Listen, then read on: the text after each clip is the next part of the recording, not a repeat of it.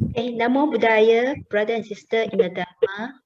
I am Sumitra Khan, the host for this section, and also together with Brother Lim, the facilitator for this Dharma study group.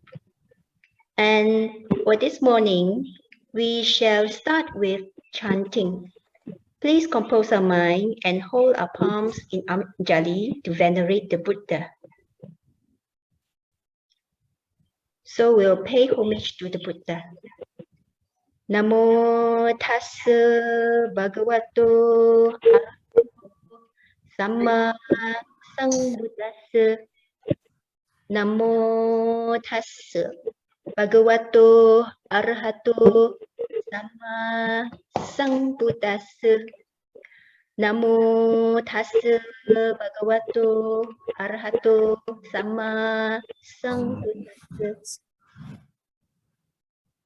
Now we're going to take refuge in the triple gem. Buddhang saranang gacchami, Dhammang saranang gacchami, Sanghang saranang gacchami, Tutiyampi Buddhang saranang gacchami, Tutiyampi Dhammang saranang gacchami, Tutiyampi Sanghang saranang gacchami, Tatiyampi Buddhang saranang gacchami, Tatiyampi Dhammang saranang gacchami, Tatiyampi Sanghang saranang gacchami. Taking the 5 steps.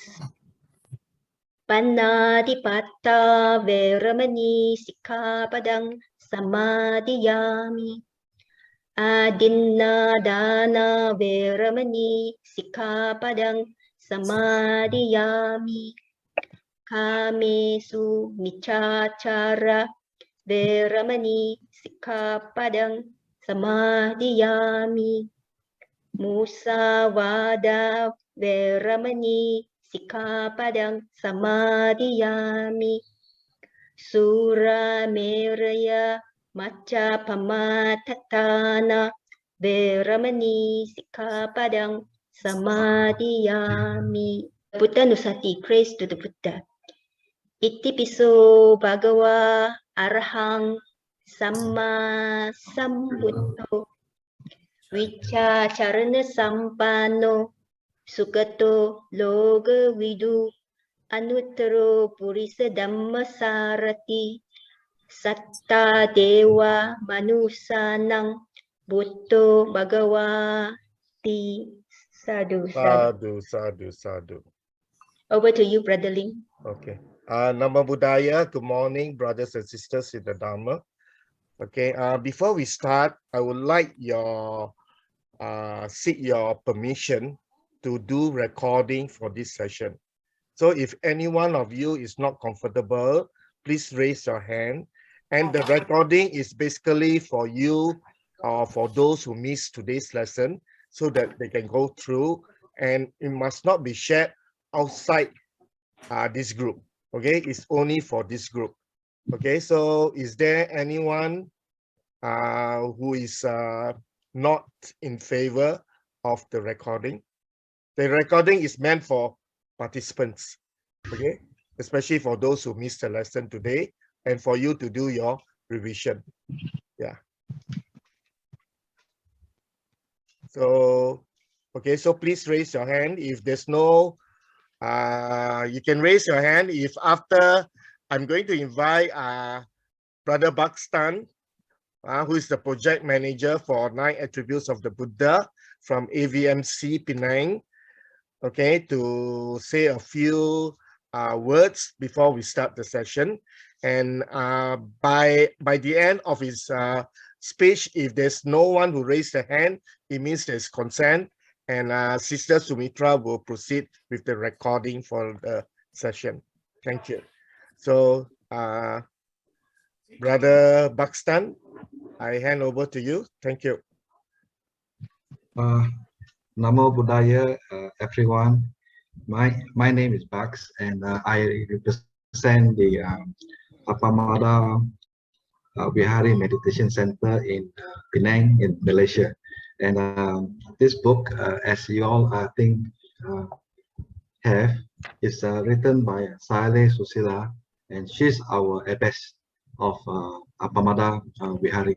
And we started this kind of Dhamma study among the members of Appamada Vihari.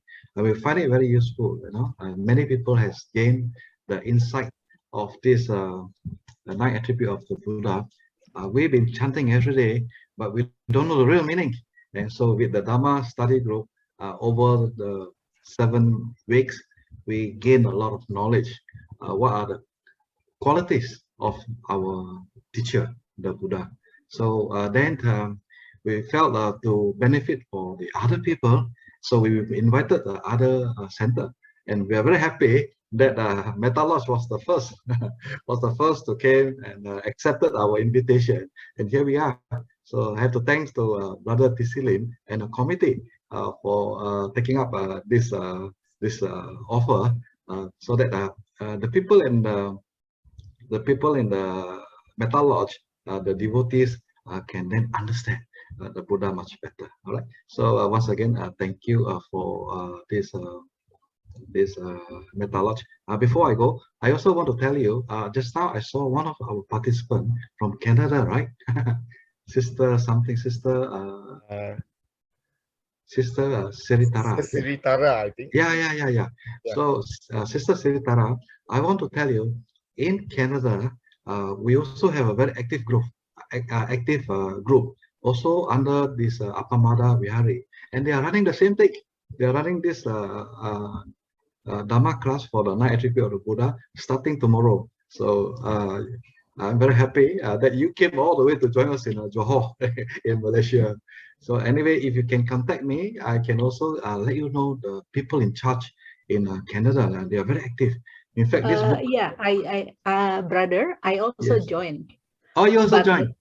But the time is, I'm worried that with the time, because I may not be able to attend every session. That's why then I joined this one too. Okay. Which part of Canada you living? May I know? Toronto. Toronto, yeah. Anyway, they are also somewhere nearby Toronto. So in case you want to get in touch with them and you want to know more. I'm in touch. She is my friend, Suryani, right? Suryani. Yeah, she is my friend. Very good. Yeah. And then I also want to welcome other friends from India. I saw one from India, Brother Naya Sukihoto. Thank you for joining. I know it's very early in the morning. The sun hasn't woke up, but you know, you came up to join the class. We are very impressed, you know, with that kind of determination. Yes. This is how we support each other, knowing everyone sacrifice their time, their sleep, just to learn the Dharma, so that, you know, we can gain the real knowledge of this beautiful teaching. It's actually beautiful in the beginning, beautiful in the center, and beautiful in the ending. So I wish everybody happy learning throughout the entire course of 7 classes. And I know Brother Tisilim, he is very knowledgeable. He can guide you all the way through.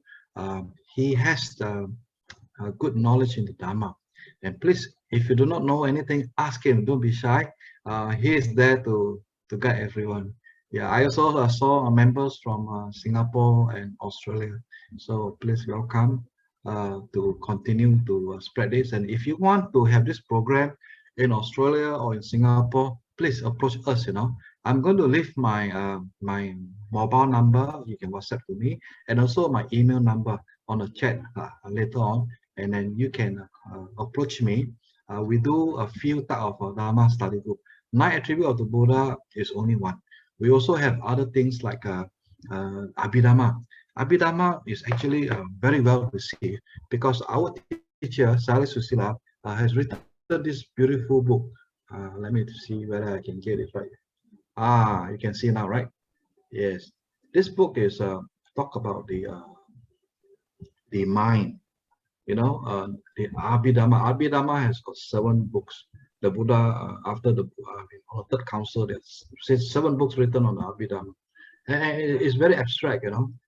It's very difficult to understand. But our teacher is able to teach very well. Sally Susila is a very well-known meditation teacher, so she could understand, you know, the Chitta Seka, and the 4 elements of our body.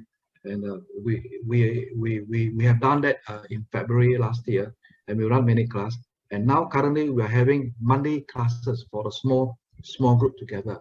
That's very very popular. And we also have got a moment to moment based on this based on another book. Yeah, you know, based on this book. Try to get the okay. Can you see?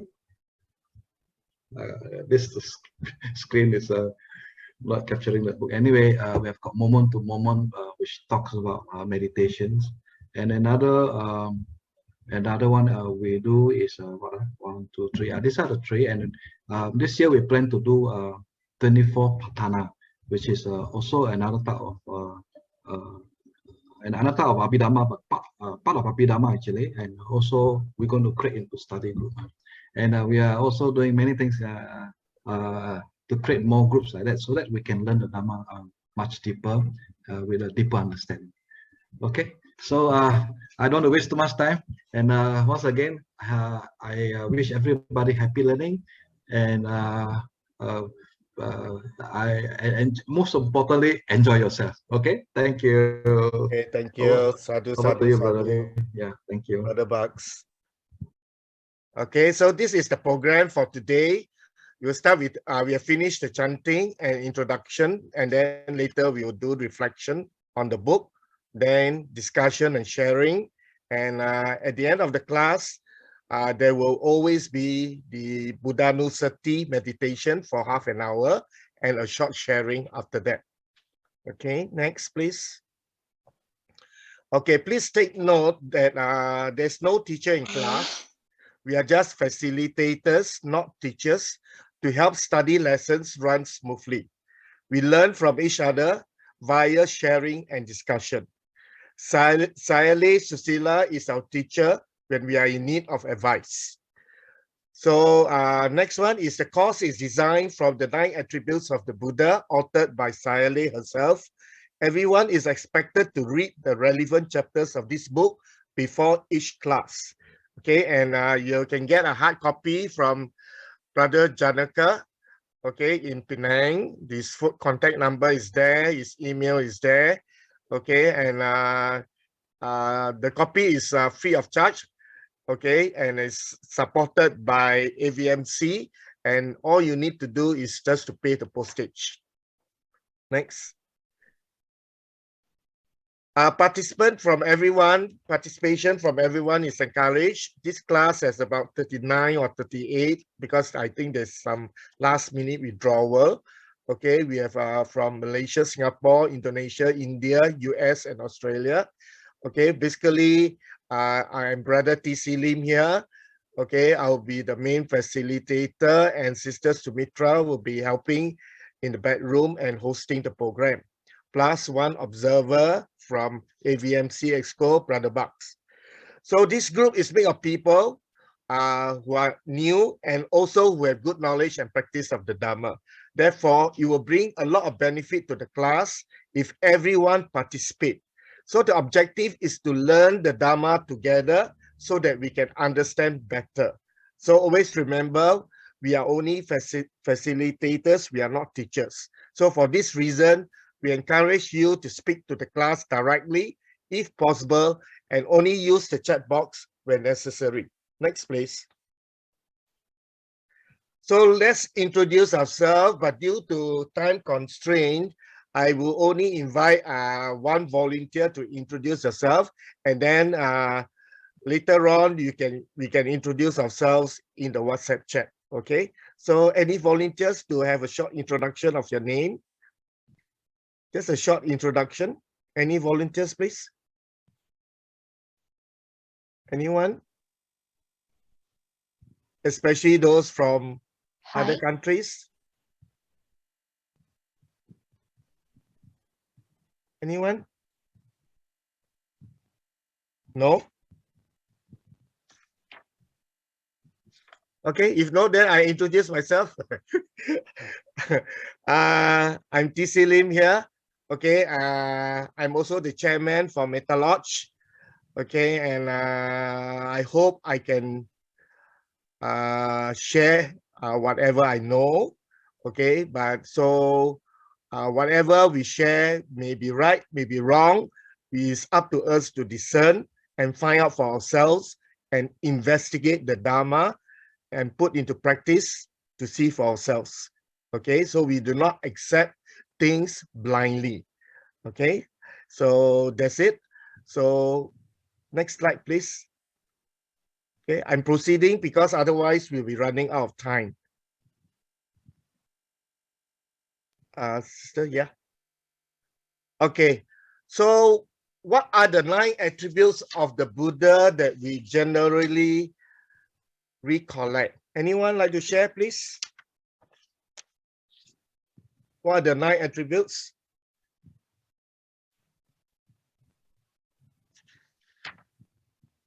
Anyone? Can we start with the first one, Arahan? Arahan. No, just go through the 9 attributes. No need to explain. Dr. Wu, is it just now? Yes. By the way, Dr. Wu is the chairman for Sudama Buddhist Society in Seremban. Yeah, welcome, Dr. Wu. Thank you. Yeah. So I'd like to share the 9 attributes of the Buddha that we normally recollect. You are saying that Itipisto Bhagawa Arahang, is it? That's what you want, is it? Yes. No, the 9 attributes. So it starts with Arahan. Samma Sambuddho. Yes. 2. Vidya Charana. Sampanno. Pampanno. Yeah. 3. Sugato. 4. Lokavidu. 5. Anuttaro Purisa Dhamma Sarati. 6. Satta Dewa Manusanam. 7. Buddho. 8. Bhagawa. 9. Thank you so much. Okay. So does the Buddha actually only have 9 attributes? No, it's not. Okay, so the Buddha has innumerable attributes. Okay, it's uncountable. Okay, that's why we use the figure 9. Okay, because that is the highest single digit. Okay, so but these are the 9 main attributes. Okay, so the Buddha has many attributes. So when people ask you only 9 attributes, where the Buddha? No. Okay, the Buddha has innumerable attributes. Okay, so but these are the basic 9 that we are going to learn throughout this course. Okay, thank you so much, Dr. Wu, for sharing. Next, please. Next slide. Yeah, so this is what Dr. Wu shared just now. Arahan in English is the worthy, accomplished one. And then the rest you can read yourself. Is also in a book. So for today's lesson, we'll go through the first attribute, Arahan. Okay, and in English, it's called the worthy or accomplished one. Okay, and we will understand why we call it the worthy and accomplished one. Next, please. Okay, inspirations from recollecting the Buddha's virtues. How do you usually pay reverence to the Buddha? Think about this.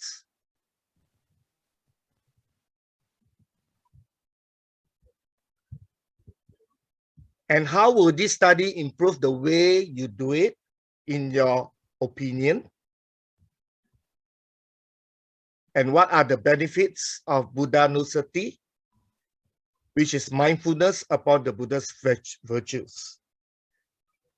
Okay, volunteers, please. Otherwise, I've got to call your names. I prefer to have volunteers. Basically, I think paying reverence, like how we learn beginning, is of course the Anjali, right? That the moment we see the image of the Buddha, we do the Anjali, and of course we pay homage to the Buddha, which is the Namo Tassa, homage to the Holy Enlightened One. Okay. Any more, Sister Yvonne? I think that's the main thing, because every time even we learn basics from chanting, these are the two, and after we go, of course, into the precepts and then the Itipiso, which is the 9 attributes of the Buddha. Yes. Okay. Brother Lim, if I may. Thank you. Thank you, Sister Yvonne. Yes, Mother Brajit. Yes, Brother Lim. I usually like to pay reverence to the Buddha by following the 5 precepts. Okay. Yes, to be honest to the 5 precepts. Yes. That's the best reverence I can give the Dhamma and his teaching. All right. Yeah. I also have an altar at home where I have the statue of the Buddha, and we light the lamp and the incense sticks. Yeah. And we do the 3 times bowing. Yes. And do some chanting from the book. Some easy words to start with. It doesn't matter whether we do 5 minutes or 15 minutes. What matters is that 5 minutes has to be you're there, you're present, and you're in the moment. Okay. Thank you. Thank you. Thank you. Thank you so much. Okay. So how would you think this study will improve the way you do it, Brother Prajit? Well, we are touching upon one aspect of the Buddha's life, which are his the 9 attributes of the Buddha, among other million attributes that he has. We are dovetailing the entire focus onto these 9 attributes, and I feel these itself will help us in our path to reach at least once returner, or if we can better that, at least to go into the next stage of a arahant. It helps us in our practice, basically. Sadhu, sadhu, sadhu, Brother Prajit from India. Okay, and I just like to share that normally when we chant Itipitso, it's very common. In fact, amongst most Buddhists, they know how to chant Itipitso, but do we really understand the meaning of each of the 9 attributes? Okay, so after going through this course, we will go into detail, and most of us, including me, when I first attended this course, okay, I realized that something so basic, and yet there's so much that I do not know about the 9 attributes of the Buddha. Okay, so we will come back to this again. What are the benefits? Okay, after we do Buddhanusati at the end of this class. Next, please. Okay, so basically, Arahant, the worthy accomplishment, the worthy accomplished one, the destroyer of the enemies, worthy of offerings from gods and humans, destroyer of the spokes of the wheel of rebirth, inaccessible by evil, and devoid or empty of evil deeds, even in secret. So these are the 5 definitions or 5 meanings of the word Arahant. Okay, according to the path of purification. Okay, according to the path of purification. So in the path of purification in Pali, we call it the Visuddhi Magga, or sometimes we call it the Satta Visuddhi Magga, or the 7 stages of purification. Okay, and this is a commentary in the Pali literature. It's written by the greatest commentator of all time, Venerable Buddhaghosa, in the 5th century. Okay, he's the greatest commentator, translator, and philosopher. Okay, he comes from the lineage of the Mahavihara school of Theravada Buddhism. Okay, we often heard of the Eightfold Path in terms of the 3 classes of classification by Sila, Samadhi, and Panya. Sila, virtue; Samadhi, concentration; and Panya, wisdom. Okay, so this phrase, Sila, Samadhi, and Panya is actually came from Venerable Buddhaghosa. Okay, so he's very well respected. Okay, almost revered as an Arahant. Okay, but whether he's an Arahant or not, I really don't know. But it's that's the kind of reference that the Buddhist community give to Buddhaghosa. Okay, so these are the 5 definitions. Okay, and they are actually interlinked. They are actually interlinked. We will see why later on. I will start with destroyer of enemies, Kilesa. Okay. Next slide, please. Okay, explain your understanding of the 5 meanings of Arahant. Both being Arahant, what is the difference between the Arahantship of the Buddha and his disciples? Okay, we'll come back to this again later on. I can move on. Okay, Arahant, the word destroyer of the enemies. Arahata come from the word Ari. Ari is enemy. Hata means to kill or to destroy. So Arahant means to kill or destroy one's enemies. But then we know that killing is prohibited in Buddhism. Who are we going to kill? Are we really going to kill our enemies? No. The enemies here refer to kilesa. That is the mental defilements. So the 10 factors of existence, samyojana, identity, view, doubt, attachment to rites and rituals, sensual desire, evil, greed for fine material existence, greed for immaterial existence, conceit, arrogance, pride, restlessness, and ignorance. So these are the 10 factors of existence that tie us to samsara. Samsara means the 31 planes of existence. Okay, and these 10 factors actually normally refers to the 4 stages of sainthood. Okay, the 4 stages of sainthood. That is Sotapanna, Sakadagami, Anagami, and Arahant. So when we attain Arahantship, we destroy or uprooted these 10 factors of existence.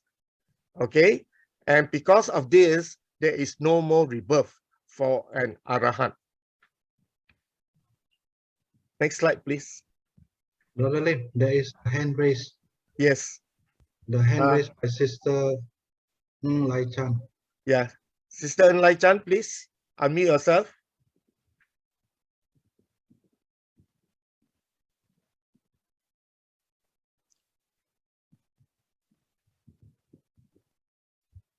Sister Elsie. Sister Lai Chan, please unmute yourself. I think the host need to allow people to unmute, and also video. I cannot open my video also. Yeah. Who is the host? Sister Sumatra, is it? Yeah, Sister Sumitra. Can you please allow us to open? They cannot my mic? unhost. They cannot unmute. Yeah, I cannot open my video. So.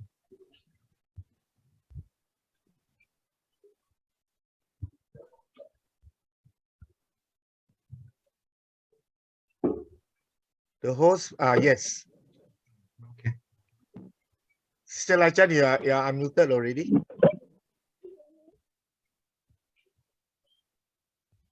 We can't hear you. Excuse me. The setting is set in such actually participants are allowed to unmute and rename themselves. So I need Brother Ken's help in this because I'm not so familiar with that.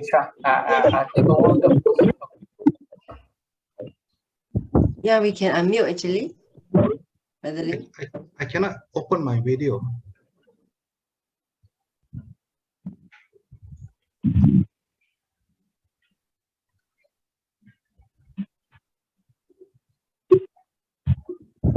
Still, Lai Chan can.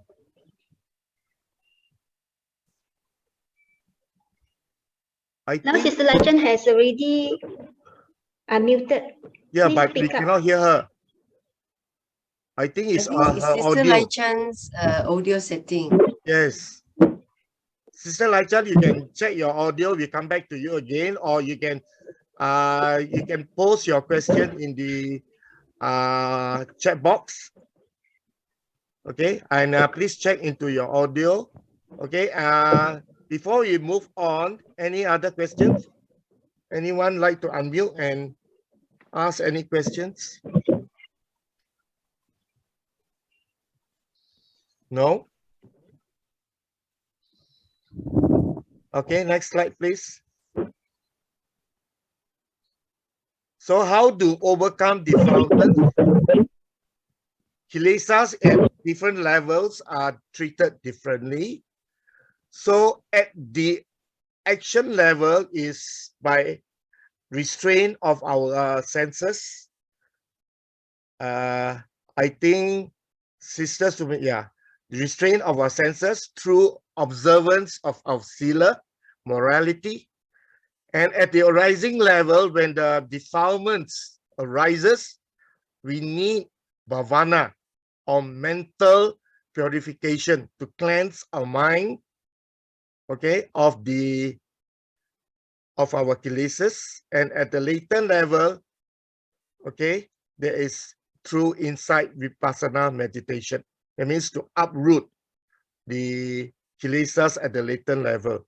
Yeah, Brother Bucks, you raise your hand. No, I was just testing. Okay. I want to make sure it works for me. Thank you. Okay, thank you. Okay, next slide, please. Please stop me. Feel free to raise your hand. Okay, next quality. I will not move on to the next quality. You go back again. Sister Sumitra, go back again. Okay. Understand that when the Buddha attained arahantship, he has destroyed all defilements. Okay, and what is so dangerous about these defilements? Because these defilements are harmful to oneself and also harmful to others. Okay, so I repeat, defilements or kilesa will harm us and also harm other people. Okay, then that is why the Buddha, when they attain arahantship, there's no more defilements. So the mind of the Buddha is very pure. So there is no worry, there is no problem, very peaceful. So how wonderful it is, all right? The mind of an arahant. Just remember, every day we got problems, but to an arahant, it's no problem. Okay, the mind is so pure and perfect. Okay, now at the other end of arahantship, there is all of us. Okay, and normally we refer ourselves to as worldlings or putujana. Okay, and in Pali, the word putujana ironically means producers of defilement. So that means you and me are people who produce defilements. So every day we produce defilements. Okay, we live with defilements day in, day out. And these defilements harm us and harm others. That is why we need to create this samvega or spiritual agency to reduce our defilements and attain arahantship, okay, to get out of samsara. That is the cycle of rebirth. Okay, get out of the 31 planes of existence. Now, how do we produce defilements? Okay, we have this sixth sense object. There is the external object like color, okay, sound, odor, flavor, touch, and mind object. When this external sixth sense object makes contact with sixth sense faculties, that is, makes contact with our eyes, our ears, our nose, our tongue, our body and mind, And what happened when they make contact? Defilements will arise. Okay, and why do defilements arise? Because we do not have wise attention. Okay, when we say no wise attention or yoniso manasikara, it means that we do not see things as anicca, dukkha, and anatta. Okay, instead of saying anicca, dukkha, and anatta, we see nicca, sukha, and atta, meaning that we see things as permanent, we see things as internal happiness or pleasurable pleasures, and we see the existence of a soul. Atta means a soul. Okay, and because there's no wise attention, this leads to craving. Okay, this leads to craving. Okay, and after craving, we will cling on to it. Okay, and that's where how these defilements arises. On the other hand, if the sense object are disagreeable or unpleasant, what happened? There will be aversion. There will be dosa, and dosa will rise, and that is another form of defilement. So under the influence of defilements, we commit unwholesome acts or akusala karma. And when we, according to the law of karma, when we commit unwholesome acts, we will have unwholesome results, akusala vipaka. Okay, and once we have unwholesome results, what happens is it will lead us to apaya or the wufu states. Okay, we can be reborn in the four wufu states. And when we are down there in the four wufu states, it is extremely difficult to be reborn as a human again. That is why it is extremely important that we observe, okay, our 5 precepts in perfection. Okay, because the 5 precepts will actually protect us from being reborn in the apaya or in the wufu states. Now, the Buddha once said that people reborn in the human realm is like a pinch of dust taken on the tip of one's fingernail compared with the dust found on earth. And this is found in the Samyutta Nikaya 20.2. Okay, so let us be motivated, okay, to have this urgency to remove these defilements, okay, because these defilements will lead us to be reborn in an unwholesome rebirth. Okay, so once we go down into wufu states, it's difficult to come up. We got to live out the lifespan of that wufu state. Now, in Bodh Gaya, on the night of awakening, the Buddha attained arahantship. It destroyed all kilesas. Okay, so there are actually in Buddhism there are 4 stages of sainthood: Sotapanna, Sakadagami, Anagami, and Arahant. In Sotapanna, we will eradicate the 3 factors. There is Sakaya Ditti, there is the notion of a self. Okay, Vichikicha, there is skeptical doubt. Okay, skeptical doubt on the triple gem. And Silabhata Paramansa, there is believing in rites and rituals. So by learning the Buddhanusati, there is the 9 virtues of the Buddha. Okay, we will actually strengthen our faith in the triple gem. Okay, and there is one big tiny baby step towards attaining Sotapanna or stream enterer in this very life. That is the first stage of sainthood. Now for Sakadami, we will reduce further our Kamajanda, that's our sense desire, and Yapada, our ill will or aversion. But it's only at Anagami stage, there is the non-returner, that we eradicate Kamachanda, and Yapada. That is sensual desire and evil. So by then, Anagami, we have eradicated 5 factors. The other 5 factors can only be eradicated when we attain arahantship. There is attachment to the 5 material plane, attachment to the formless plane, mana, conceit, udacha, restlessness, and of course, above all, avijja, ignorance. Okay, any questions so far?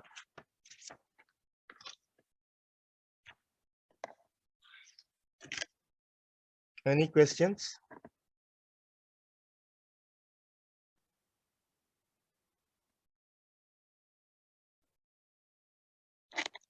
No question, I will proceed. My sharing. Okay, many of the Buddha's disciples also attained arahantship. In other words, they also uprooted the same 10 factors. Okay, the same 10 factors. Okay, but what is the main difference between arahantship of the Buddha and arahantship of the Buddha's disciple, like Venerable Sariputta or Venerable Mahakassapa? Okay, so in the text explain about an arahant called Pilinda Vacha. Okay, he's born as a Brahmin for many lifetimes, 500, and he has a habit because Brahmin is the highest caste. So in India, the highest caste, they look down upon the lower caste, okay, especially the Vassala or the outcast. Okay, so he will, you know, he will actually call them outcasts, and this habit carry on even after he attained arahant. But then when he used this word outcast, he had totally eradicated aversion and conceit. But then yet his behavior is such that, you know, it's just like it just come out like that. So because of the what we call the behavioral tendencies, okay, throughout the 500 lifetime that he went through, okay, but there is actually no defilements in whatever he said. Okay, the book gave a very good simile, like a bottle of wine. When we pour out the bottle of wine, that is, we pour out all the defilements, okay, from the bottle. The smell of the wine still remains in the bottle. That is the arahantship, okay, of the Buddha's disciple. Okay, he poured out the bottle of wine. The wine represents all the defilements. There's no more wine in the bottle. That means all the defilements has been uprooted, but the smell is still there. And that smell represents the behavioral tendencies of the arahant. But the arahantship of a Buddha is different. The arahantship of the Buddha is like a bottle of water.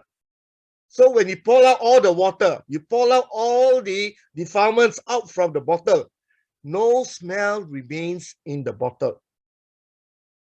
Thus, this is the key difference between the quality of the Buddha's awakening and that of his arahant disciples. Okay, and of course, there are another main difference is when the Bodhisattva or when the Buddha attained arahantship, he became fully enlightenment and he attained omniscient knowledge and also incomparable compassion. Okay, so his arahant disciples did not possess these two qualities. That means omniscient knowledge and incomparable compassion. Incomparable compassion is Maha Karuna. Maha Karuna is different from the normal Karuna. Okay, Maha Karuna is only possessed by the Buddha. The rest are all Karuna only. Okay. So actually in the sorry, Brother Lim, I yes. cannot understand what's the difference between one Buddha as a water and the other Arhan is wine. How can you differentiate? Oh, when you pour off the wine from the bottle, right? Yes. Okay. The smell of the wine still remains in the bottle, correct? Isn't it?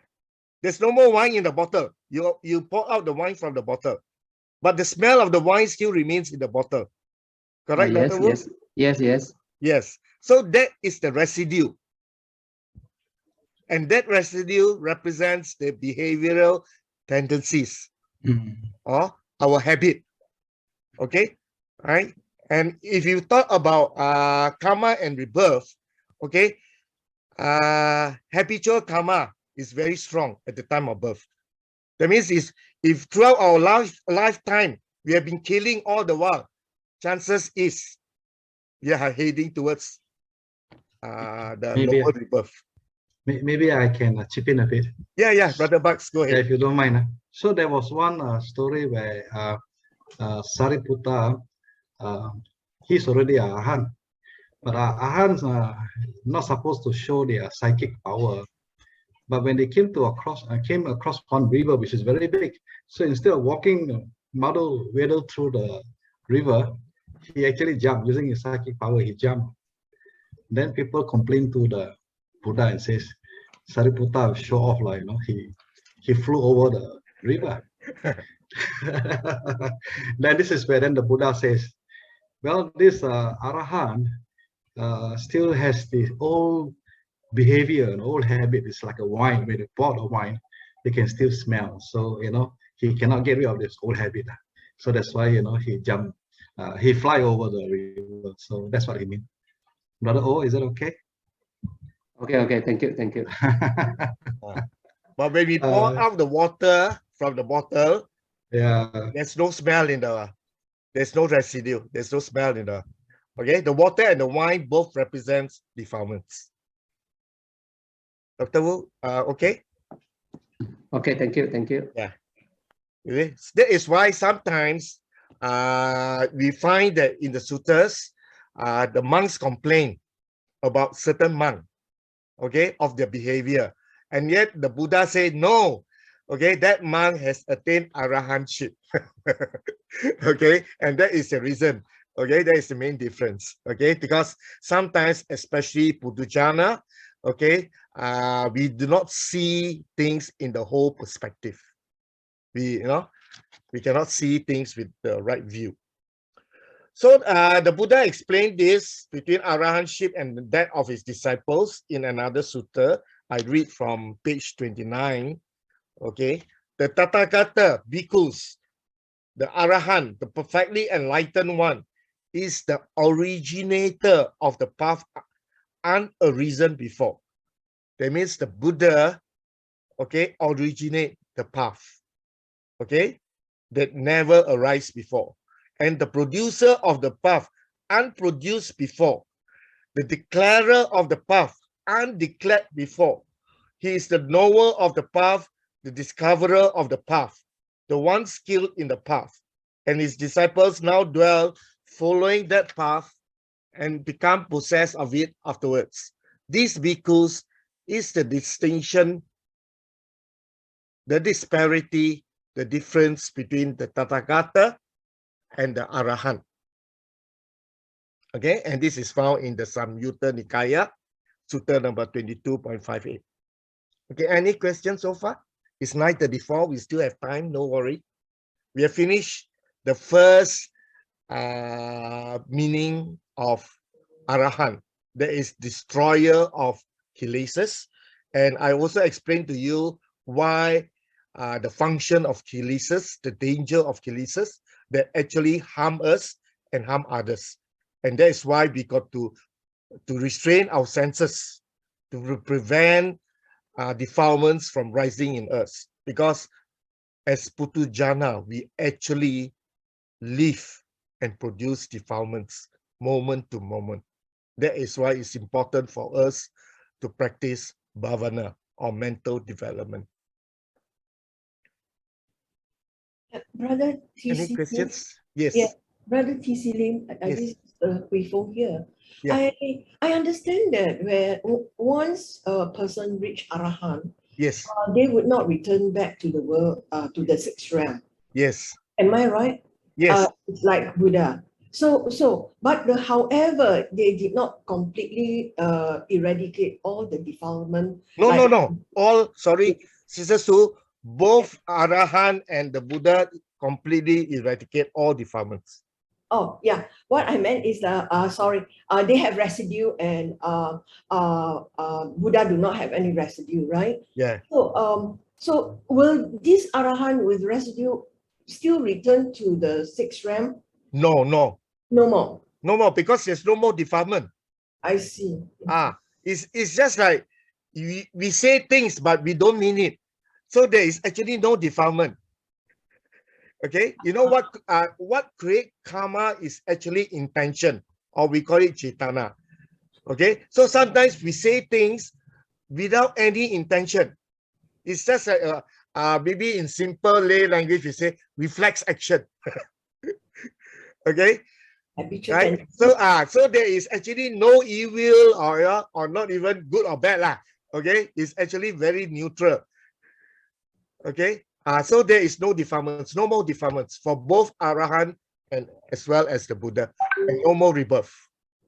No more rebirth. Okay. Yes. So no they will forever be in that not coming back to the rebirth. But if they want to proceed more, they would have to practice to get the awakening like the Buddha. Am I right? Please rephrase your question again. Okay. If since the Arahant are not getting any rebirth, they will remain in the Pure Land or whatever. That's what I understand. So if they further develop themselves and to be awakened, enlightened, then they can become Buddha. Did I get that right? Okay. Maybe there's a bit of misinterpretation here. There are actually two views. Okay, in the Theravada context, okay, an Arahant cannot postpone the Paridibhana. That means once he enter into Mahaparidibhana, there is no more rebirth. But in the Mahayana context, okay, the Arahant actually can postpone their Paridibhana and come back again into these 31 planes of existence with a vow to save all beings from samsara. Okay, so they are actually two different teachings. Okay, but most of the teachings, there's a lot of similarity between the three traditions in Buddhism. But this is one main difference. Okay, one main difference. Okay, whereas the Arahant in Mahayana, they can postpone and come back. And they use the word bodhisattva. Yeah. Pusa. Okay, Pusa like Kuan Yin, you know, Kuan Yin, the goddess of mercy, you come back, you want to save all beings from suffering. I see. Okay, but in the Theravada context, bodhisattva means the Buddha to be. Maybe I also can chip in. Yeah. Okay, go ahead, brother. Sister Sue, in the Theravada tradition, we don't have a Pure Land. So don't get confused.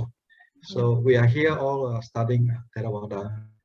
So Pure Land is, I think, by Mahayana, whereby they become Bodhisattva and they can also come back again, you know. But in the Theravada tradition, there is no such thing as Pure Land at all. So once a person has reached the fourth jhana, which is the Arahant shape, they do not get rebirth again completely. So that's what people are striving for, to get out of the samsara. Again, this is another different in the teaching between Theravada and Vacharana and Mahayana is Theravada, upon reaching the fourth jhana, which is the Arhan shape, we don't get born again. So that's our purpose. Because if we get born again, no matter which rank, rank, whether it's in a good rank or whether it's a woeful rank, it's still in the samsara. That means there's still death and rebirth. So we don't want to be reborn again. We want to completely get out of that cycle. That's why we don't subscribe to Pure Land. So I hope you don't get confused. If you get confused, then you will always be in the confused state.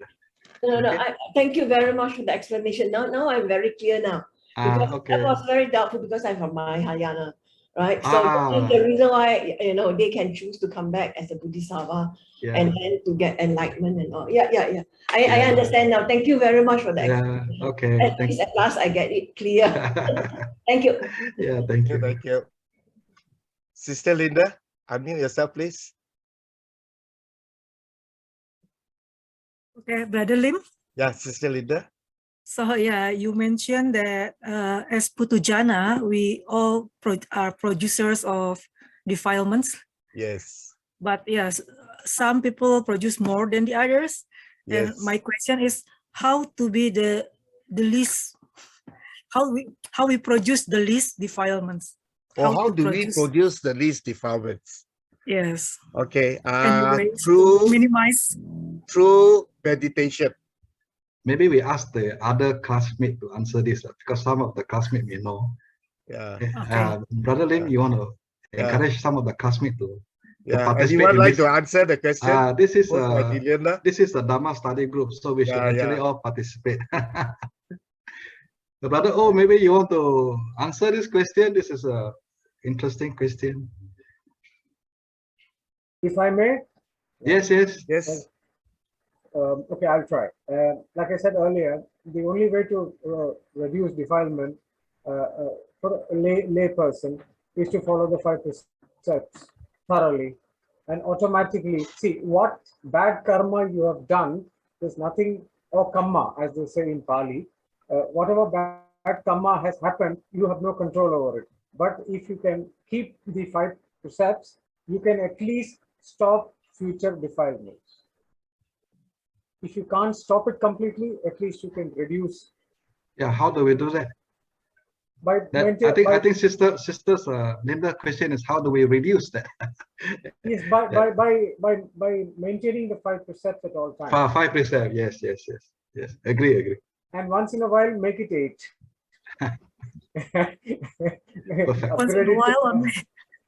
Once in a while, upgrade it to 8 whenever you can. Yeah. Perfect. Thank you, Sadhu, Brother Prajit. Anyone like to answer the questions again? Sister Linda, you okay with the answer? Observing precepts? Yes, I agree. Yeah. Okay, for lay people, one way. And for lay people, we observe 5 precepts throughout our life. Yeah. And on Upper Saturdays, there is new moon and full moon. Lay people are encouraged by the Buddha to observe 8 precepts.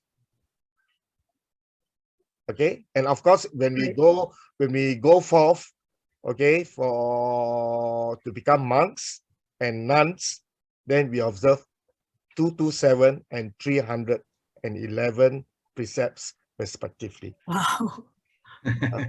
Okay. Surprisingly, nuns got 311, monks only 227. Nuns got more precepts to observe. Yeah, so that means lay people have much more defilements than monastics. Yes.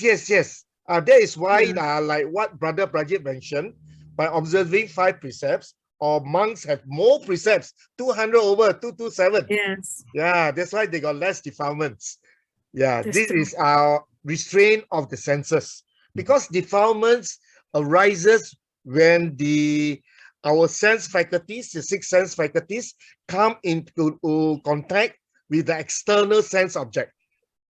Okay, so 2 things can happen. If you like it, we will crave on it, we will cling to on it.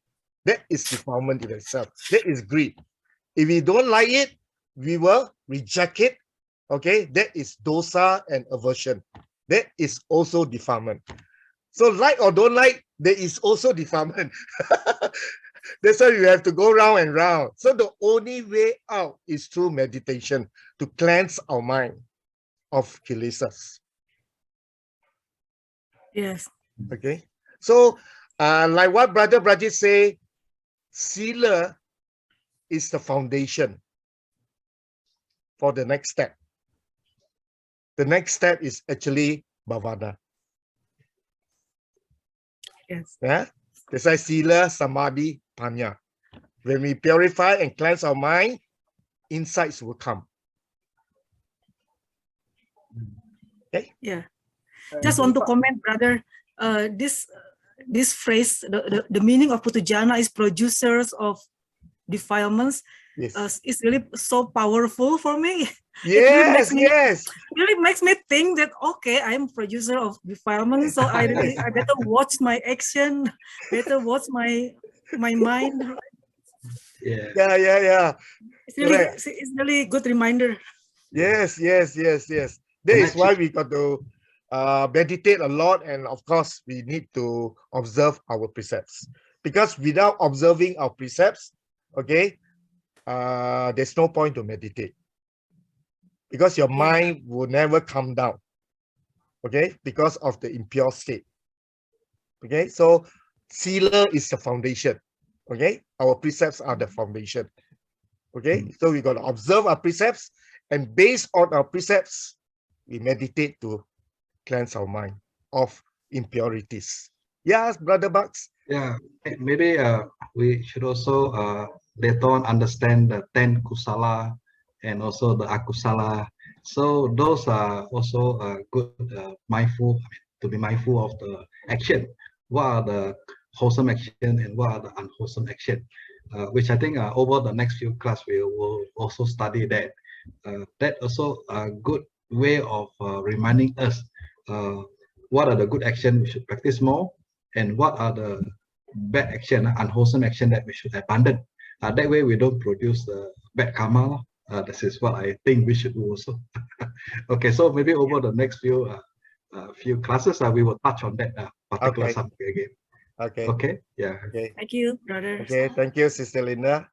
Okay, Sister Huiling, you like to unmute yourself?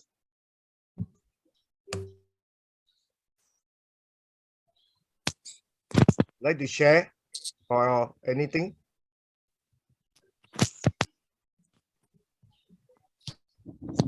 Yeah, Sukiotu. Hello, Sister Huiling. Okay, can you hear me now? Yes. Yeah, all the way I from don't know how to use Australia. my telephone very, Yeah. Okay, just got something to share regarding Sister Linda question. It just based on my personal experience is that I think the mindfulness is very important to reduce our defilement. We talk about meditation, but we can't sit all the time. So it's very important that we practice mindfulness, being mindful from time to time. And sila is the foundation, of course. And so that we will get our actions to make sure there is a skillful actions, our thought, our speech, and our bodily action. It's actually, I have my own question regarding Brother's Lim sharing about the 4 stages of sainthood. All the terminologies are actually new to me, and yet I couldn't find them in the books. So, Brother Lim, would you mind if you can elaborate more on these 4 stages of sainthood? Is the 4 stages of what do you call it, jhana? Are they the same? No. No, they're not the same. So please. Okay. In Buddhism, our ultimate goal is nibbana. There is total eradication of all defilements. And that is the last stage or the highest stage of attainment. And that is arahantship. Okay. In the suttas, when we attain Arahantship, we will eradicate all the 10 factors. I will share with you the 10 factors in the WhatsApp group. Okay, we eradicate all the 10. And by eradicating all these 10 factors of defilements, there is no more rebirth. It's all uprooted. Okay, below this Arahant, there's another stage. Okay, another stage, they call it Anagami. Anagami in English is called non-returner. That means the Anagami do not return to the sensual world. Okay, so just now we talk about pure land. There's no pure land in Theravada Buddhism, but the closest we have is the 5 pure abodes. Okay, I have actually sent a posting on the 31 planes of existence. You will look at the 5 pure abodes. Okay, these 5 pure abodes are the 5 realms of existence where only Anagami will be reborn. So the Anagami will reborn because he got one more stage to go to become Arahant. They will be reborn in the 5 pure abodes and they will practice there and attain Arahantship. So the concept is similar, quite similar to Mahayana pure abode, because pure abode is also aspiration of the lay people to be reborn in the pure abode, okay, to practice to gain enlightenment. But that is another concept entirely. But similar logic lah. Okay, so below the non-returner, we have what we call once returner. That means they will return to the sensual world one time only. Sorry, brother, you did mention that, you know, upon once we eradicated some of the defilement, we will go into the first stage of what do you call that, sainthood? Or first stage is Sotapanna. Yes. So how do we enter into this stage? We got to eradicate 3 factors. Yeah, that is the one I'm looking at. Yeah. Okay. So the first factors, okay, we got to eradicate is skeptical doubt. Okay, where can we find this? Oh, that one, no problem. I can send you, notes on that. No problem. Okay, I will send notes on in that. the book, right? Okay, I couldn't find it in skeptical the doubt, book. actually, skeptical doubt in the law of karma. You know, you don't believe in the law of karma. You doubt the Buddha, Dharma, and Sangha. Okay, so by learning Buddha Nusati, we actually strengthen our faith in the Buddha. Okay. Okay, so this is one baby step lah towards the first stage of sainthood. One baby step. So another one is Vichikita, which is skeptical doubt. Another one is Silabata Paramahansa. There is rites and rituals.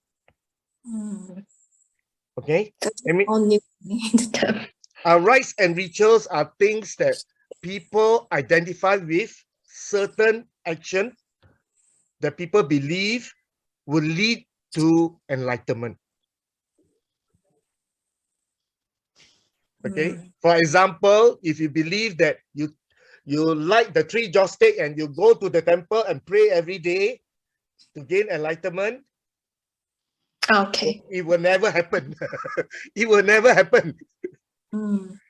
Okay, so the only way to enlightenment is actually Vipassana and the Eightfold Path. Yeah. Okay. Thank you. Okay, and of course, the more difficult one is the notion of self, because most religion, autistic religion, who believe in God, they believe in a permanent soul. This soul moves from life to life or whatever lah. But in Buddhism, there's no soul. Okay. Does that answer your question, Sister Willie? Yes, yes. Okay, I thank you so appreciate much. that you will post this in the chat group or in the WeChat. Yeah. Okay. In Thank the you. chat group. Yeah. If I forget, you just remind me. Okay, Sister Linda, you another sharing?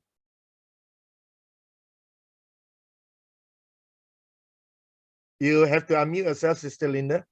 Oh, just have a question, another question, Brother Lim. Yeah. This four stage of sainthood, are they part of the 31 planes of existence? Where is their position in the 31 plane of existence? The 4 stage of sainthood, okay, it's not a plane of existence. It's not? It's not. It's a state of attainment. Okay. So they're Okay, outside that of means you and I, if you practice and walk the Noble Eightfold Path, we could also attain the various stages of enlightenment as a human being. Yeah. Yeah. Does that answer your questions?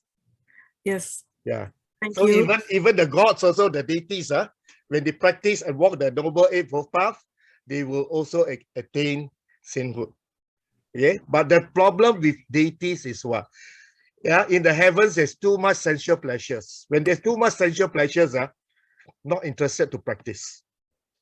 That is why the Buddha say, okay, the best realm of existence to be reborn is the human realm.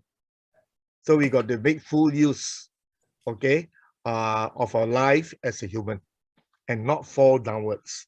When you fall downwards, just like the dust in the fingernail compared to the dust on the earth, it's very difficult to come up. Because when you fall down, there is no opportunity to earn merits. So you leave out the lifespan of the unwholesome deeds that we did. Yeah, sister, okay? Sister Lina, okay. Sister Siritara, please. Yeah, Brother Lim, I would like to ask, like, because just now you mentioned that the Buddha said that the best realm to be reborn, right, to practice this Dhamma is a human world. Is there a sutta that mention about it? I can check this out. Yeah, because the reason is I heard there are like some people, like some Dhamma Dutta say about it, but then some other also mentioned that the best one is in the heaven, because they said that in the heaven also there are like when we practice, because there's a sutta mentioned that when we practice, usually in the heavenly world there will be a group of Dewa that will remind us if we don't practice or we forget, then someone in the heavenly world will come and remind us. So I would like actually to know, because there are like some those two view are like different people has different two things. Yeah. Okay. Thank you. That you got to understand the 31 planes of existence. So why are we reborn in the heaven? It's because of our good karma. Yes. Okay, and because we did so much good karma, we will enjoy the fruits of our good karma. And how do we enjoy? All sensual pleasures. Right. Right. So how can we attain enlightenment with so much sensual pleasures? Enjoying our food, enjoying music, dancing. How to get enlightenment? Does that make sense? Yeah. Okay. Yeah, but I mean, I will post in the, I think I will send the sutta that mention about there is like a Dewa that will remind us in the heavenly world. Yeah. Yeah. Most likely the sutta, the Dewa will be King Saka. Okay. Because there are Dewas who are disciples of the Buddha. So King Saka do remind human beings to observe the 5 precepts and the 8 precepts. Okay. Yeah. Okay. But if you have the sutta that about the human world, then yeah, please share. Yeah, can, no problem. Yeah, thank you. Excuse me, Brother Lim. Yes. Can I just chip in quickly to answer Sister Siritari question? Yes. I think probably she's referring to blissful land, where you still continue to cultivate or practice, and then with the help from other bodhisattva. So probably she's referring to the Mahayana Buddhism that's under the blissful land, in the blissful land. No. Okay, this is in the sutta. When I learn, yes, there are monks that mention about that it's better to be reborn in the human world. But then in here in Canada, there is a temple where actually the Theravada also, which actually the monks keep saying the best is in the Deva, in the heavenly world, and then he referred to a sutta, but I forgot the sutta name. Yeah, I can find the sutta names about it. yes, you share the Where he suttas referred with to us. it. Yes. Yeah, thank you. Okay, thank you. Yeah. Thanks. Brother Ko, please unmute yourself, please. Coming back to Sister Linda's first questions on the defilements. Yeah. Besides the abstinence, the precepts taking, I think Dhammapada verse, avoid evil, do good, and purify the mind. Actually, it's a step-by-step, gradual reduction of defilements. So precepts is one stage of avoiding the evil. Then the next stage is do good, the proactive part. For example, like this study of Buddha Nusati is actually a way of replacement of our time from doing bad things, evil things. So in a way, what we are doing now is actually doing good. That means improving our understanding of the Dhamma, and at the same time, we are avoiding doing or creating defilements in a way. So this is the next step that we can actually move on before we go into the third stage of purifying the mind, whereby meditation is one of the significant components so that you can actually eradicate the latent defilements, which is more subtle, but which is caused, which is more grosso. So this is where the avoid evil, then do good becomes very useful. Thank you. Thank you for sharing, Brother Ko. So I think we shall move on because due to time constraint. The second meaning is worthy of offerings from gods and humans. Here gods refer to devas, okay, from gods and humans. Okay, so what kind of offerings? Why is sometimes we use the word arahant in English in the chanting books, they call it the worthy one. That means worthy one means worthy of offerings. Why do the arahant is worthy of offerings? Okay, the main reason is because the arahant has eradicated all the defilements. Okay, he has eradicated all the defilements. That is why it's worthy of offerings. Okay, so normally for the monastic or the monks, we offer the 4 requisites. There is the food, the robe, a dwelling place, and medicine. Okay, so this is the 4 requisites that we offer to the Sangha. Okay, then besides offering, we also offer lights. Okay, not only lights, water. Okay, lights, water, incense, when we pay homage to the Triple Gem. So we offer this during our puja, okay, as symbolic. We offer lights as a symbolic way of dispelling darkness, okay, dispelling evil.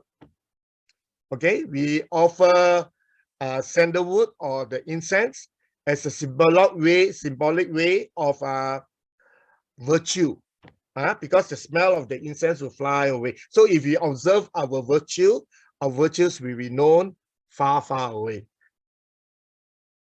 Okay, so this is the offering that we offer to the Buddha image during our puja.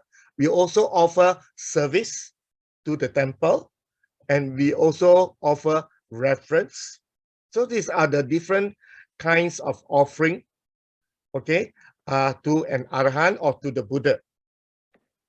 And also that when the Buddha was about to enter into Parinibbana at Kusinara, what happened is, okay, the flowers of the south tree, okay, started blooming, okay, and it's not in season, not in season, okay, and started blooming, and the blossoms, okay, fall onto the body of the Buddha, okay, and the celestial beings came and scattered sandalwood on the Buddha's body.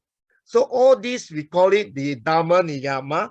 There is a great being is going to pass away, and that is the kind of offering of respect, of reverence that we give to the Buddha. Okay, so that's worthy of offerings from the God. But how about humans? Now, after the Parinibbana Ajata Satu of Rajagaha, he went send messages to claim his share of the Buddha relics. Okay, and later the king also erected stone stupa for the relics. Okay, right, to offer respect to the Buddha, and also he became the patronage of the first Buddha at the first Buddhist council.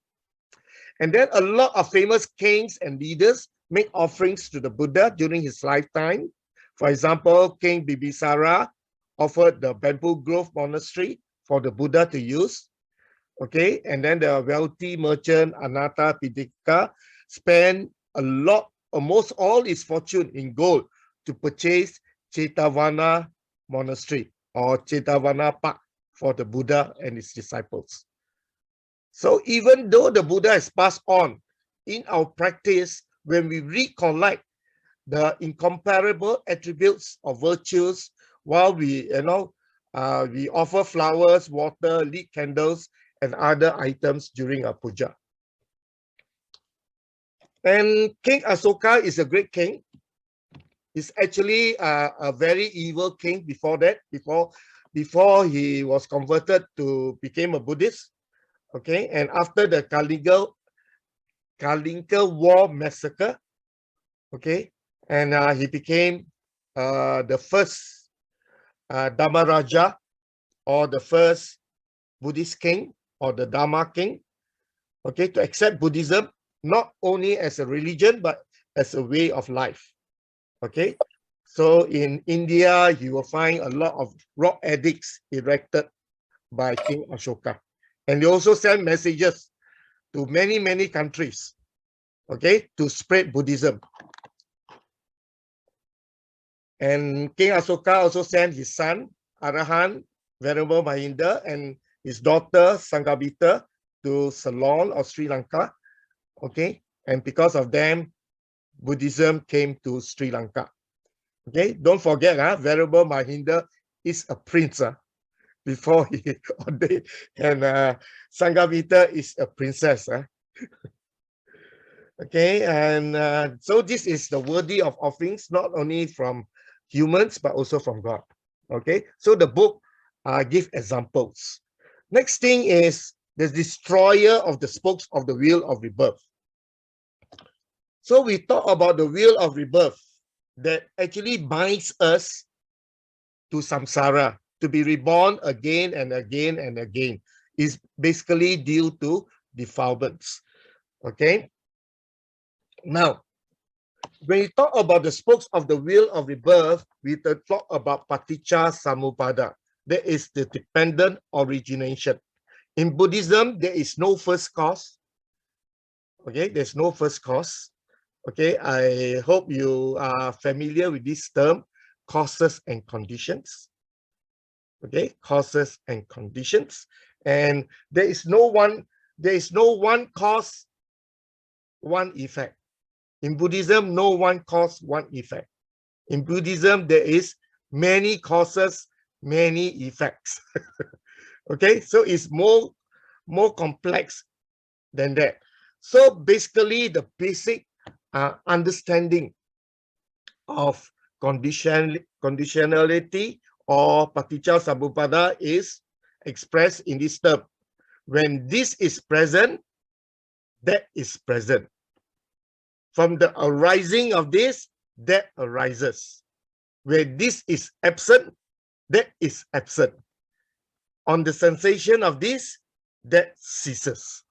So this is the summary of paticca samuppada. So the 12 links you can read for yourself, okay? And there are three areas where you got to take note to break the link, because once you break the link, there's no more rebirth. Okay, so the three links is avijja, tanha, and upadana. Okay, so we got to focus on this avijja, ignorance or wrong view or clinging. Okay, we have the clinging and craving. And what actually causes craving is because of feeling, the conditions craving to arise. Okay. So this paticca samuppada or dependent origination is very, very profound. Okay, and so under this, when the Buddha meditated under the Bodhi tree, he cut off the root of these spokes of wheel. That is why there's no more rebirth. That means no more craving, no more ignorance, no more clinging. Okay, next. And because there is no more defilements, that means in our mental stream, there is no more defilements in our mental stream. Then when we are no more defilements in our mental stream, we are very, very far away from evil. That means evil is inaccessible. Right? It's inaccessible because there's no more defilements. Okay? So an arahant is actually a very harmless person. Okay?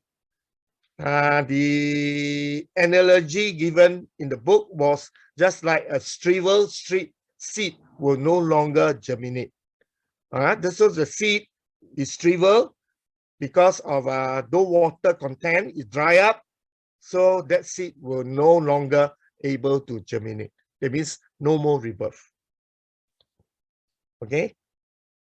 So because of this, we go on to the next meaning of arahantship. There is even in secret, an arahant do not do evil. So some of us in front of people, very good. At the back, different. Okay. So a lot of us, because just like I say, we are the producers of defilement. That is a very strong word. I also learned this through this course. Right? So that made us become aware of defilements in our day-to-day life.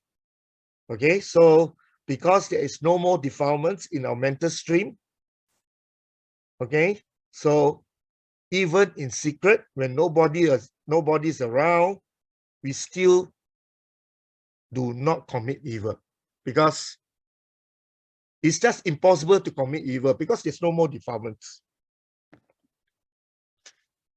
Okay, any questions? We have finished the 5 things. Okay, I will not go into detail of the paticca samuppada because that is one of the main teachings of the Buddha. In fact, there is a saying by the Buddha, he who sees the dependent origination sees the Buddha. Okay, so just know that of the 12 links, in order to break the link is ignorance, craving, and clinging. And what conditions craving? Feeling. And what conditions feeling? Contact. Right? The contact of our 6 sense faculties with the external 6 sense object. So like or don't like, it's still defilements will arise in our day-to-day life. Okay, anyone like to share? I can only have 1 or 2 sharing. Anyone like to share or ask questions?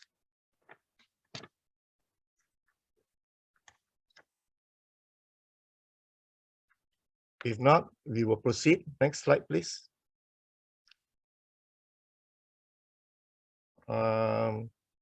Okay, we have done this. Next. Okay.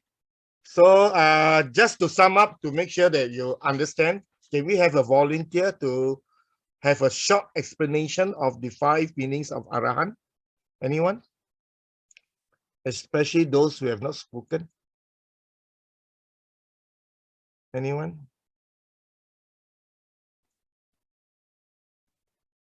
Anyone like to share? Brother Brutus, you like to share your understanding of the 5 meanings of Arahant? A fast one, just a short. No, don't go into detail. 1 minute or few seconds is okay. Brother Brutus, you like to unmute? I'm not too sure about these 5 meanings of the Arahant. Most I am aware is what you say that the Arahants are not is not able to produce any more defilements. They have eradicated all the defilements.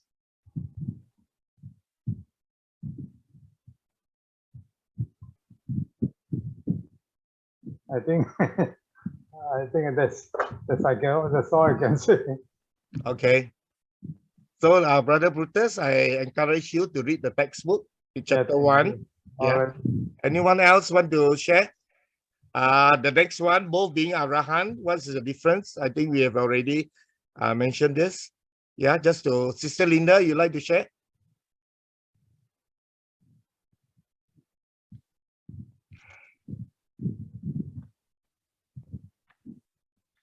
Sister Linda, would you like to unmute yourself? Okay. So the second meaning of No, both being Arahant. Arahant. What's the difference between Arahantship of the Buddha and his disciples? Okay. So both kind of Arahants have uprooted the defilements. The difference is the Buddha as Arahant is really pure, while the regular Arahants sometimes still have residues of the past habits. So it's like a bottle of wine and a bottle of water. Yeah, thank you for sharing. Yeah, thank you for sharing. Yeah. Okay, next slide, please. Okay.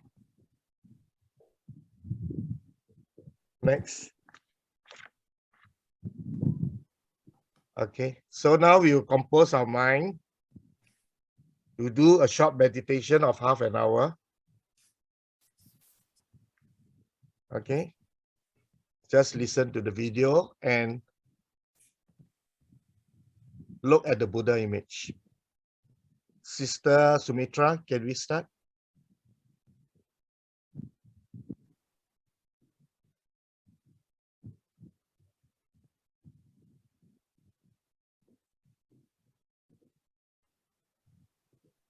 There's no sound.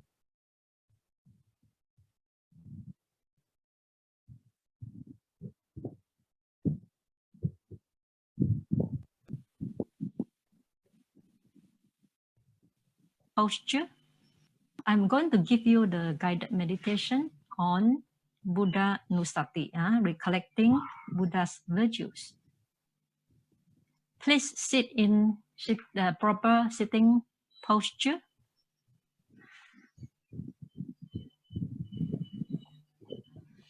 Please look at this picture. Try to memorize this for at least 1 minute. So spend 1 minute, look at this picture, try to memorize it and keep it in mind. This is very important stage. So while memorize this picture, you can say while observing or looking at this picture and try to memorize this. You also can mentally say Arahang, Arahang, Arahang, and try to increase your respect to the Buddha by seeing his serene deportment.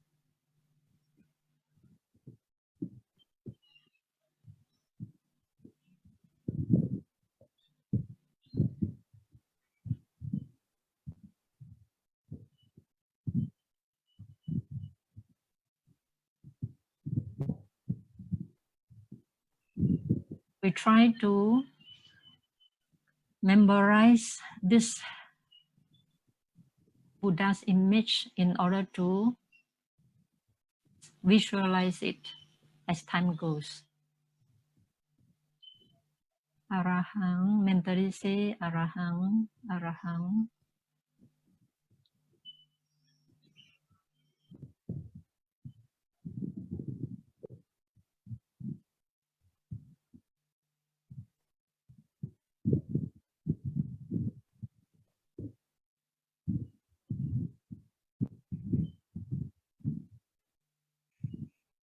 You can close your eyes now and keep that image in your mind. And I will recite 9 attributes in Pali one time. You listen the 9 attributes, the quality of the Buddha, respectfully.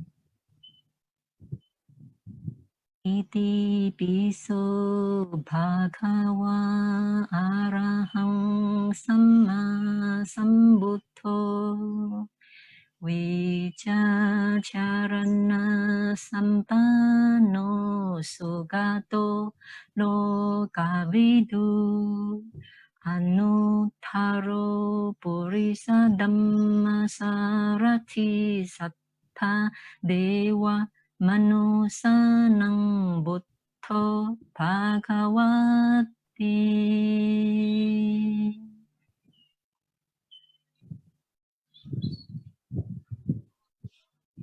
Now we will reflect or recollect the Buddha's first virtue, Arahang. Arahang means destroy of all defilements. When the defilements are completely uprooted, the mind becomes released, totally at peace. So try to visualize the Buddha image with the idea totally at peace.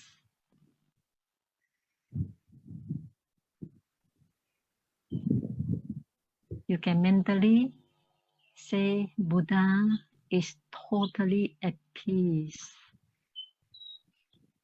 At the same time, visualize his image that just now you memorized.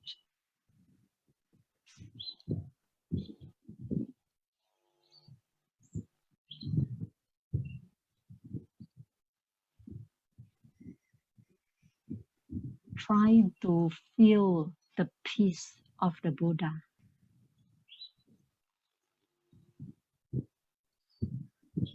Mentally, you can also say Arahang, Arahang, Arahang. At the same time, try to feel the peace of the Buddha.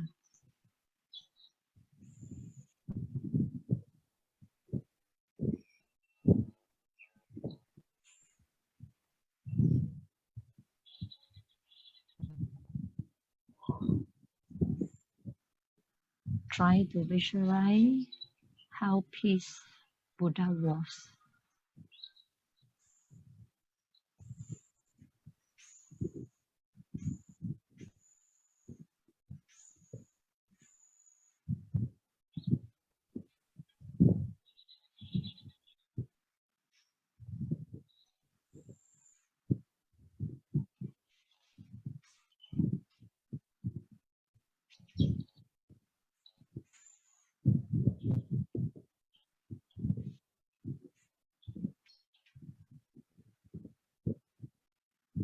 Mentally, you can say Arahang, Arahang.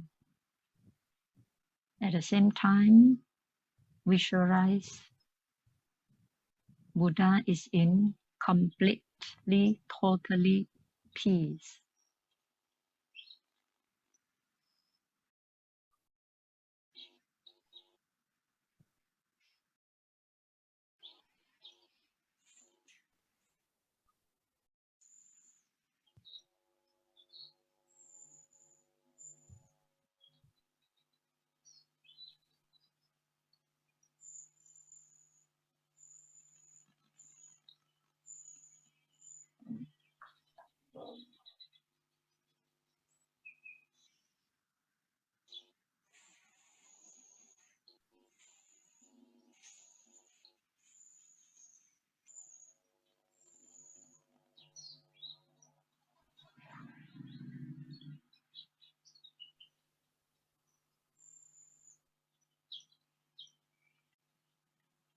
Once you can feel the peace of the Buddha, your mind should be settled down.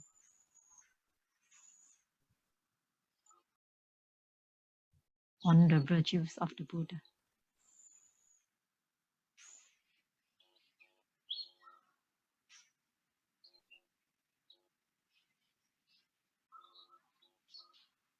Buddha is Arahant. Arahant, mentally say Arahant, Arahant. At the same time, visualize the Buddha's image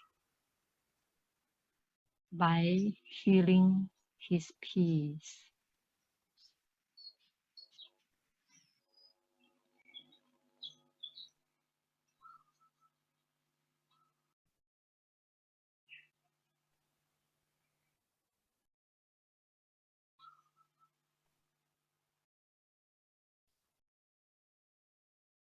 And Arahant is also harmless because he had destroyed all the defilement.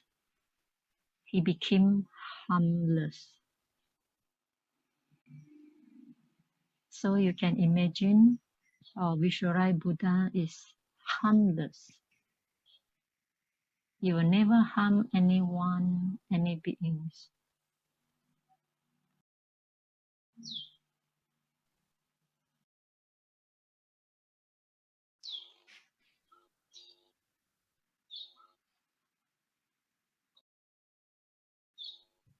So by mentally say Arahant, Arahant, you reflect his harmlessness.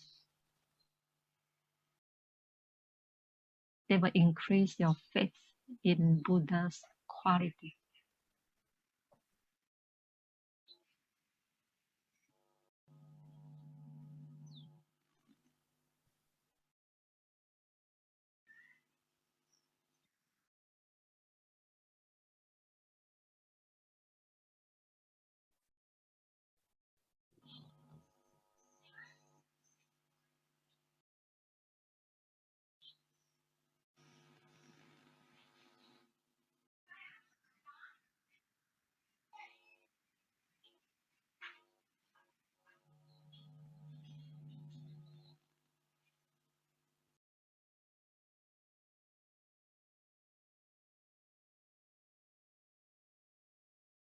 So sometimes mentally you say Arahant, Arahant by recollecting Buddha's peace and harmlessness. Once a while, you have to visualize Buddha's image. By visualizing Buddha's image, the happiness, joy will arise in you.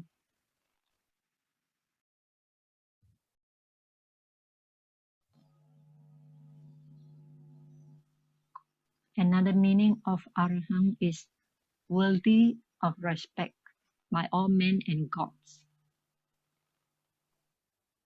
Because Buddha had destroyed all the defilements. Therefore, he was worshipped by all men, by all gods.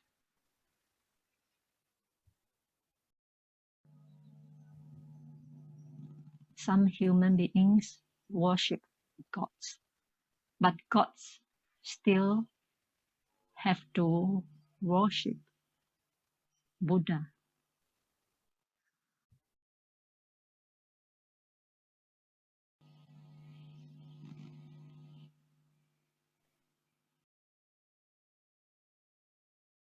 So mentally you say Arahant, Arahant, worthy by all men and gods. And at the same time, or once a while, you have to visualize Buddha's image.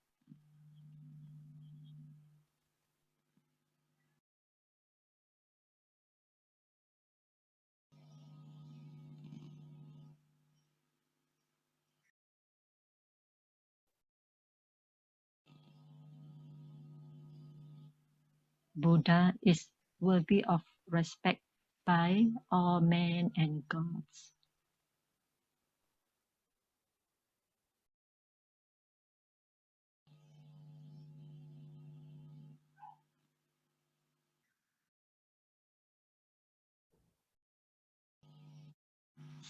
Once you understand the meaning of Arahant, you can stop thinking, just contemplate on Arahant, Arahant. Mentally say Arahant, Arahant. And once a while, visualize the Buddha's image. In this way, you will have less thinking and less talk.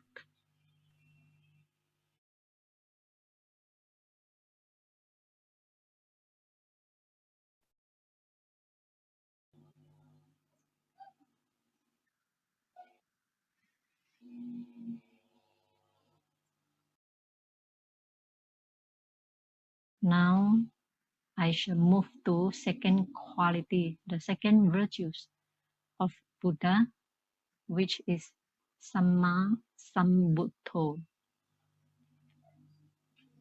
Samma Sambuddho. Mentally, please say Samma Sambuddho. Samma Sambuddho. At the same time, visualize Buddha's image.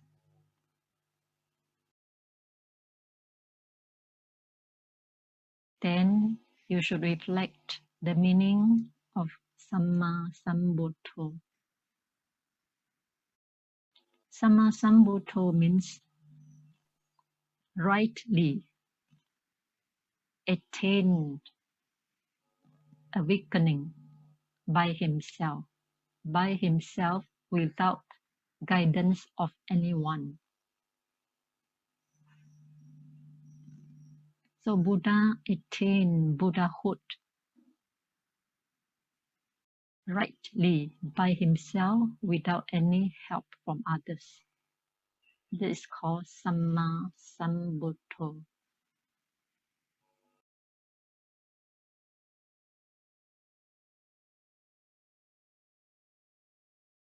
By his own faith, confidence, persistent effort, mindfulness, concentration, and wisdom, Buddha attained awakening by himself without any help.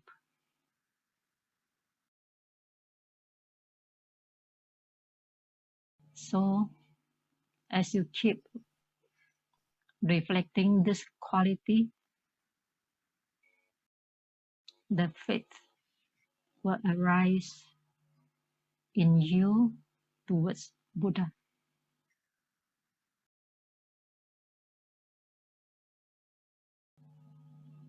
We ourselves, with the help of teacher, with the help of Dhamma, still cannot attain our goal.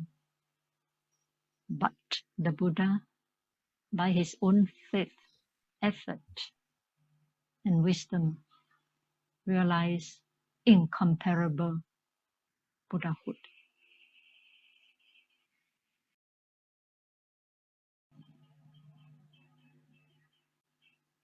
Mentally say Samma Sambuddho and reflecting the meaning of Samma Sambuddho, your faith and respect towards the Buddha should increase.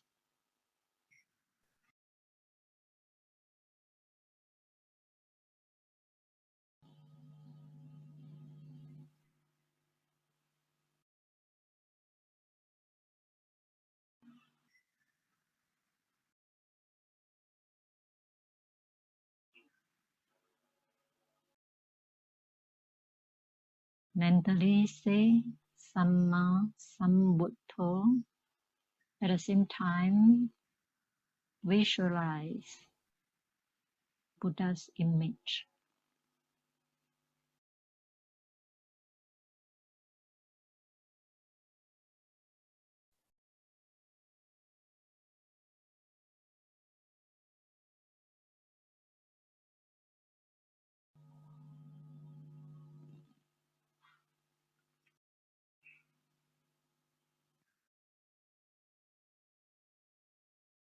The arising of Samma Sambuddho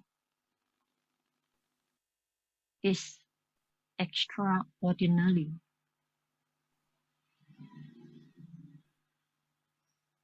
because with the arising of Samma Sambuddho, we can learn the Dhamma. Only Samma Sambuddho can preach the Dhamma well, and we can learn the Dhamma. So we bear deep gratitude towards Samma Sambuddho. The arising of Samma Sambuddho is for the welfare and benefit for all sentient beings. You can reflect his compassion to become Samma Sambuddho with the aim to help all sentient beings.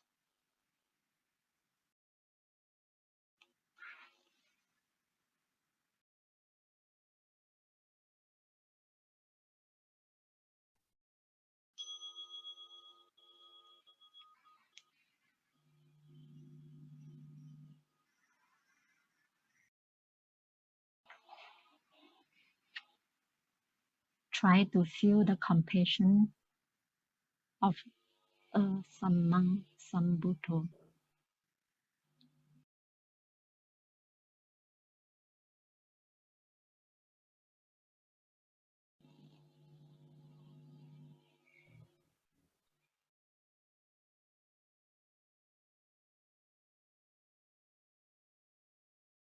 And try to arouse your gratitude towards the Buddha, towards the Samma Sambuddha.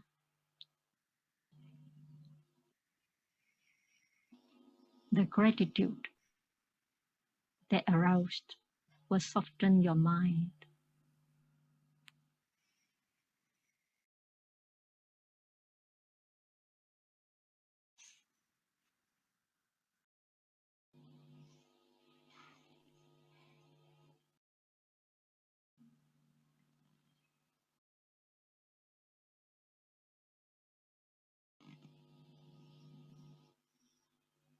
Mentally say Samma Sambuddho, Samma Sambuddho, and once a while visualize Buddha's image.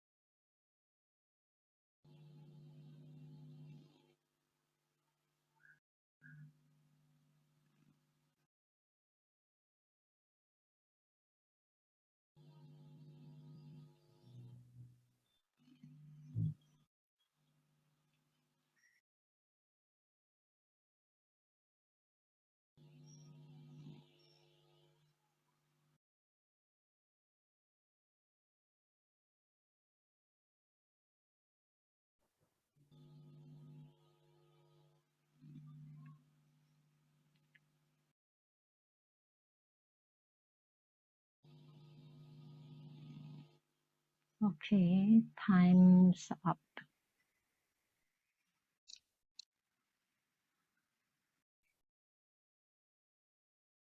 You can gradually open your eyes.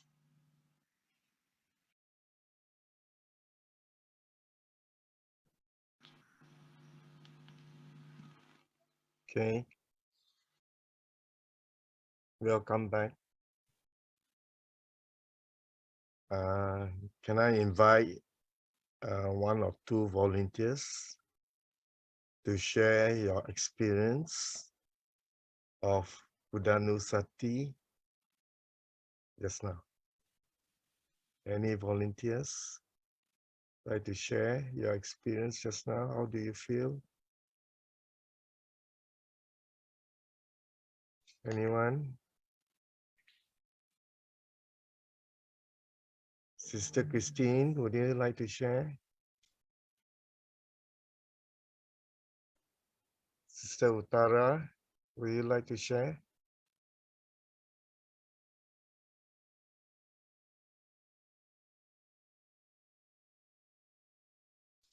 I think there's a, can I seek permission to just voice my thoughts? Yeah. Go ahead, Sister Yvonne. I think it's a key, very important. The first attribute is the arahant. Yeah. Because overall arahant embodies the totality, the start of the attributes, which is our teacher, the Lord Buddha, attained this arahantship, and through that is because of all these the five characteristics, the being able to free, and that reflection gives us the peace of mind. We feel the peace, and of course, the second stage goes to the Sama Sambuddho. I think the flow is very good because from reflecting on the peace, the harmlessness, because on the harmlessness, it takes away any thoughts of doubts, because you feel secure, and or rather this mind feels secure. I could feel the peace, and I could feel that totally harmless, because basically this mind is full of fear, all right, full of insecurities, full of aversion. And because of that peace that is felt, and because of the security, because of the thought of harmlessness, sort of gives a sense of settling of the mind. And then from then on, it goes to the Sama Sambuddho. And of course, that is gives us confidence that whatever teachings that we have been given through the years in the Dhamma is really through the efforts of the Buddha. Because I think many of us today are exposed to social media, a lot of readings and teachings about different streams, different thoughts. And Sama Sambuddho is very important because it's telling us it's actually whatever that the Buddha discovered or overcome are all through his own efforts. And only he is truly worthy of being our teacher, in the sense that he is teaching his real experience and not experience from hearsay. So first, these two parts of the meditation actually goes very deep, because it forms the very foundation of the faith that can bring about us as Buddhists, as we go on this path towards attaining wisdom, to understanding the mind. That's just my sharing. Sadhu, sadhu. Sadhu, Sister Yvonne. Thank you so much. There's so much insights here for sharing your insights of Buddhanusati. Right? For some of us, maybe the first time we are contemplating on the attributes of the Buddha, and let us continue to practice Buddhanusati in each and every day of our life. Okay, what we can do is we can always, if you have a Buddha image at home, okay, we can clean ourselves, take bath, okay, offer flowers, and then look at the Buddha image, and then chant Itipitso, okay, many times. Okay, basically, initially you chant Iti Piso, but if you're at home, you can actually chant verbally, okay, many times. Okay, the first part of chanting Iti Piso many times is actually to still and calm down the restless mind. After your mind has calmed down, then you start reflecting on one attribute of the Buddha. Okay, and after you contemplate and reflect on one attribute of the Buddha, okay, after quite some time, okay, you may feel bored.